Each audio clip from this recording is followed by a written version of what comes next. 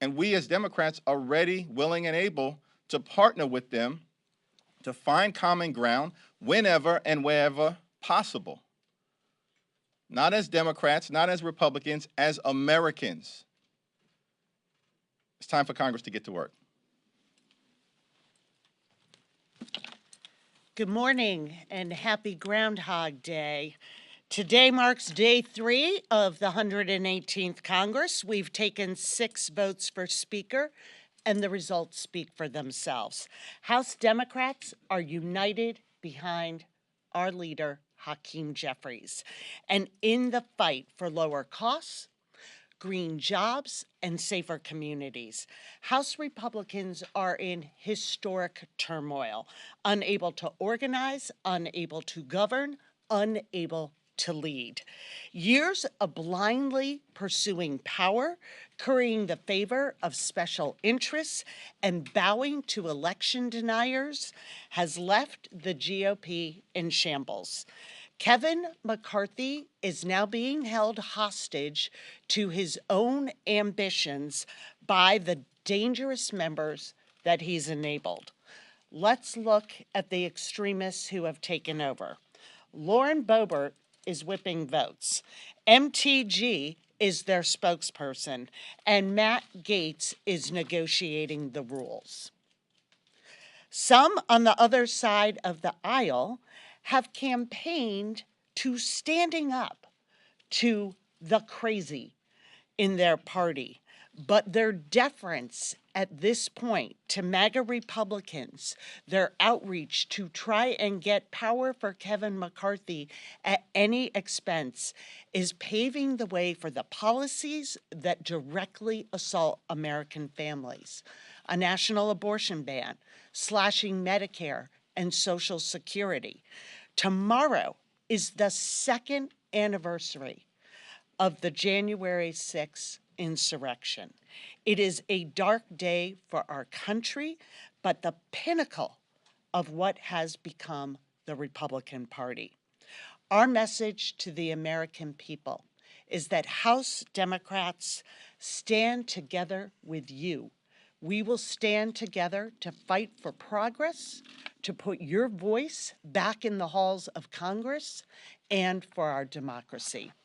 Now turn it over to our chairman, Pete Aguilar.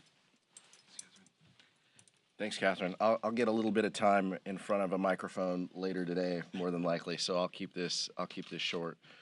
The American public elected us to have common sense solutions. They didn't elect us to go down this path of chaos and confusion that we see from our colleagues on the other side of the aisle. We are making economic progress under the Biden-Harris administration. We need to ensure that nothing gets in the way of that economic progress. And so that's why it's important for us to organize. And the first organizing principle of Congress is to elect a speaker. And their unwillingness and inability to do that is dangerous. And so we will do our duty. We will go upstairs and we will make sure that we are nominating our candidate, Hakeem Jeffries, and I look forward to continuing to do that as long as the House Democratic Caucus allows me to. Thank you so much. Garrett. Leader Jeffries, given the unwillingness and inability of Republicans to get a speaker of their own across the finish line, have you all started to talk about what you would demand from Republicans in exchange for votes to help them elect a speaker? Short answer is no. At the end of the day, all we are asking Republicans to do is to figure out a way for themselves to organize so the Congress can get together and do the business of the American people.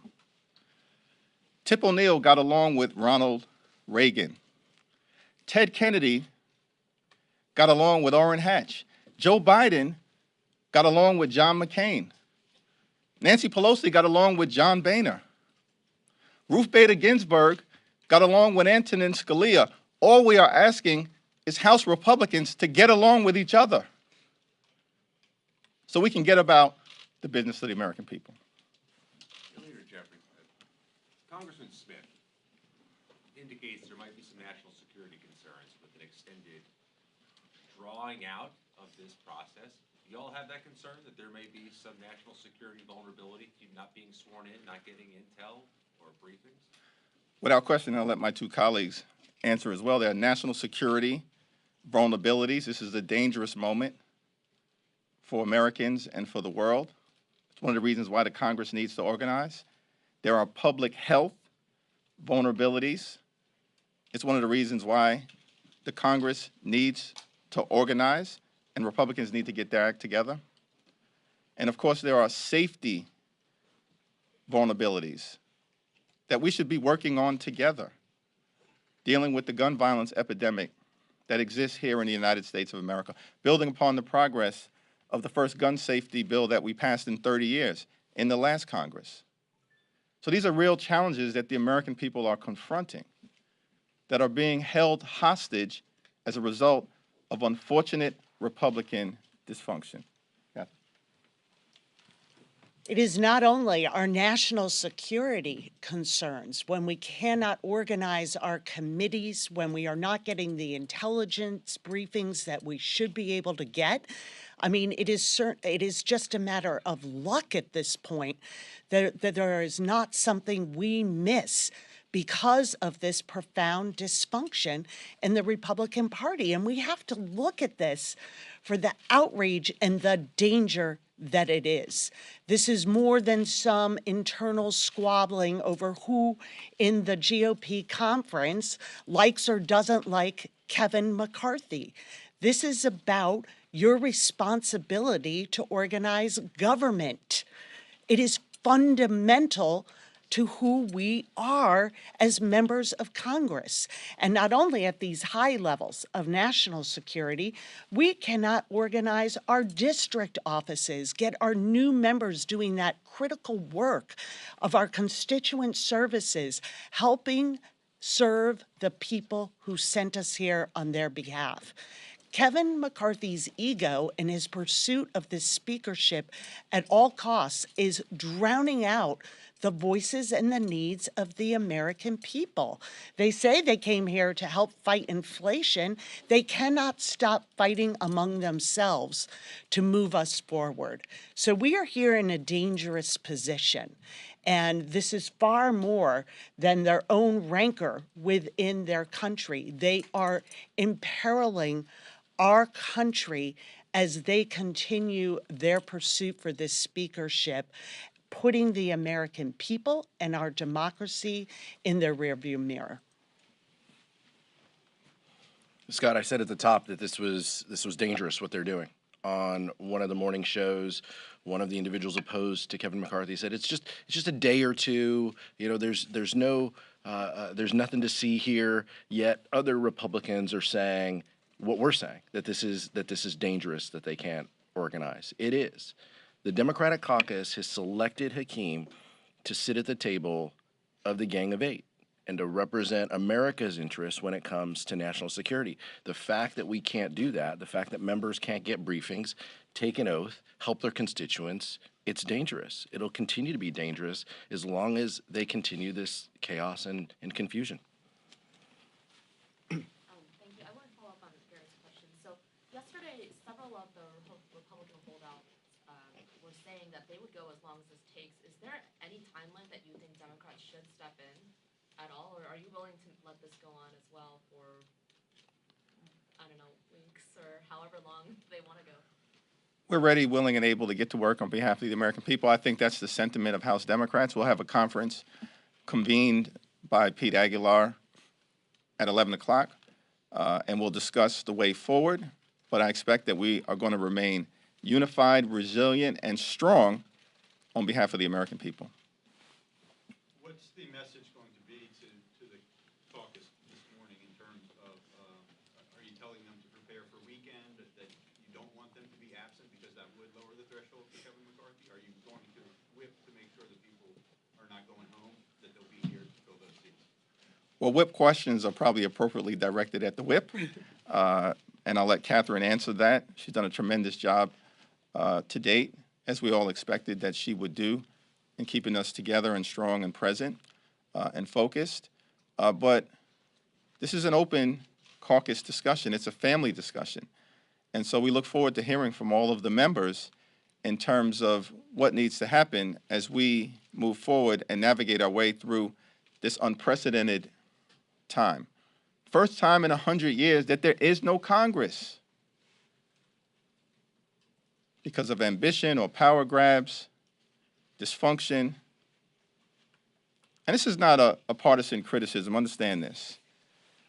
It's embarrassing, it's dysfunctional, it's dangerous, it's stupid. Those are the words that Republicans have used to describe what's going on in the House Republican Conference right now. You know, I cannot overstate how united our caucus is. 212, 212, 212, 212, 212, 212. 6 times we have voted unanimously for Hakeem Jeffries for Speaker. And we are here, we are in full attendance, and we are going to remain so because we understand, unlike our colleagues across the aisle, this is not political theater. This is about the fundamentals of our country, our government, and our responsibility to the American people. So what is your message to the caucus, to your members, not to leave town? Yes, and this is not a hard sell because they understand what is at stake. And this isn't about events and celebrations that they have planned, which of course, you know, we would love to be able to do that. But this is about the dangerous moment that we are in. And it is about the chaos that the Republicans are creating. So we have to be here to make sure that we are doing everything possible to end this crisis, to get a functioning House of Representatives, and to get to work for the American people. I'm good. Back to this side, yeah. Have you spoken to Kevin McCarthy in the last 3 days? Has he said anything to you? There have been communication back and forth, but just about procedural matters. Thanks. Back row. Do you agree with Representative Cori Bush when she said about Byron Donalds that him being black makes him tough? Can you repeat that question? So Representative Cori Bush, you tweeted out that Byron Donalds, him being black makes him a top. Do you agree with what she said? My view has been, let's continue to organize on our side, as we've done. Strength, unity, resilience. The Republicans have created a mess on their side, and the Republicans need to sort it out. Let me say something. For those scoring at home, though, Byron Donalds is from Brooklyn, and so I think Brooklyn has 223 votes right now. So if there's anything that we can come together on, it's that Brooklyn leads. So I guess it's true when they say Brooklyn really is in the house. Congresswoman Chapoy said yesterday that the average American, I think he mentioned someone in Des Moines, Iowa, is unconcerned about the fact that the United States House doesn't have a speaker yet. Do you agree with that characterization that the average American is unconcerned with what's going on, that this is just inside baseball? Yeah, that's a ridiculous assertion. And when you think about what Democrats were able to do under the leadership of Speaker Pelosi, substantively, of course, it was incredible work that made life better for everyday Americans in quantitatively provable ways over the last 4 years. But we also were able to organize, first in 2019, in the midst of the longest government shutdown in American history, brought to us by the former twice impeached president of the United States because of his ridiculous quest to try to build a medieval border wall. Yet despite that 35-day government shutdown, the new Democratic majority organized so we could get about the business of the American people. And then in 2021, we had to organize in the midst of a violent insurrection.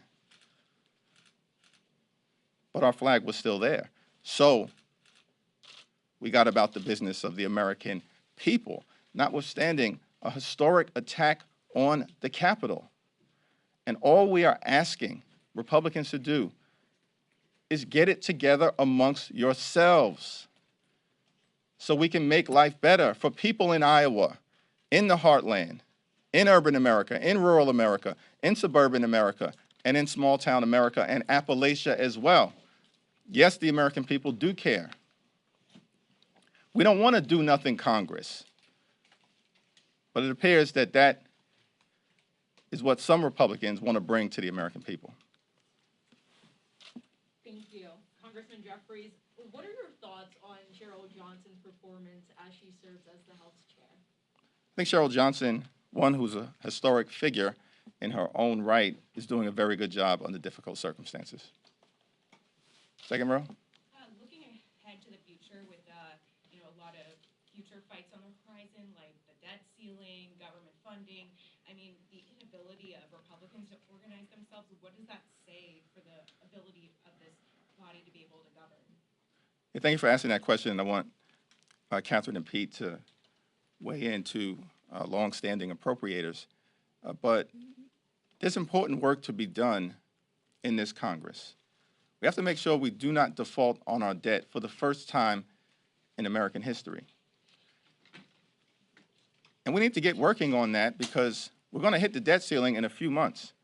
One thing we will not do is allow extreme MAGA Republicans to try to hold the American economy hostage or detonate Social Security and Medicare, which many of them want to do, or else default on our nation's debt for the first time in American history. That's an important issue that is in front of us. And every day that goes by where Congress doesn't organize is the day that we get closer to a historic default on our debt. That's a problem. We also should begin the appropriations process so we can continue to fund the priorities, the health, the safety, the economic well-being, and national security of the American people. That could be a problem, but we should get to work immediately on that. And we have a farm bill that we have to pass as well. And work on that is being held up by this Republican dysfunction. Catherine? Pete? Last question. Representatives, going back to national security, how does this look on an international scope and the world stage? Congress needs to get together and organize itself for national security reasons, for public safety reasons, for public health reasons, to promote the economic well-being of the American people. Thank you.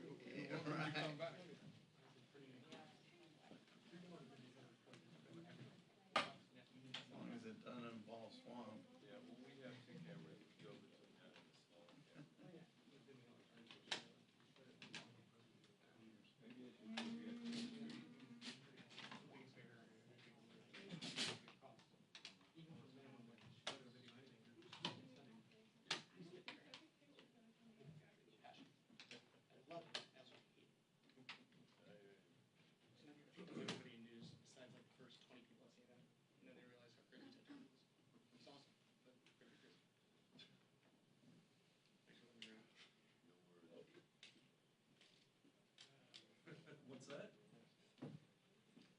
Your flashlight's on.